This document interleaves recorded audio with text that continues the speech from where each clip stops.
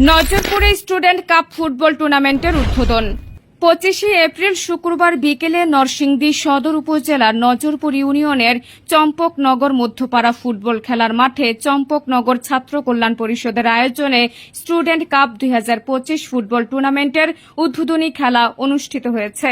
উক্ত খেলায় প্রধান অতিথি হিসেবে উপস্থিত ছিলেন নরসিংদী জেলা কৃষক দলের যুগ্ম আহ্বায়ক মোহাম্মদ রুহুল আমিন। বিশেষ অতিথি হিসেবে উপস্থিত ছিলেন ঝিলিক থ্রি পিসের স্বত্বাধিকারী দেলোয়ার হাজী। গেস্ট অব অনার ছিলেন জাতীয় রাজস্ব বোর্ড সহকারী রাজস্ব কর্মকর্তা আলী হোসেন সরকার, নরসিংদী জেলা জিয়া মঞ্চের সভাপতি কামাল সরকার মেম্বার। এ সময় আরও উপস্থিত ছিলেন মানিক সরকার, মুখলেসুর রহমান, দেলোয়ার হোসেন, ফারুক সরকার ও বাসেত মিয়া প্রমুখ। উদ্বোধনী ম্যাচে আদিবা একাদশ বনাম চম্পকনগর বয়েজ ক্লাব অংশগ্রহণ করেন। উক্ত খেলায় পরিচালনায় ছিলেন আরিফুল, সজল, সাইকুল, সবুজ, আকিব, ইয়াসিন, আলামিন, আশিক, রাকিব, তাকিব, তরিকুল ও নাহিদ।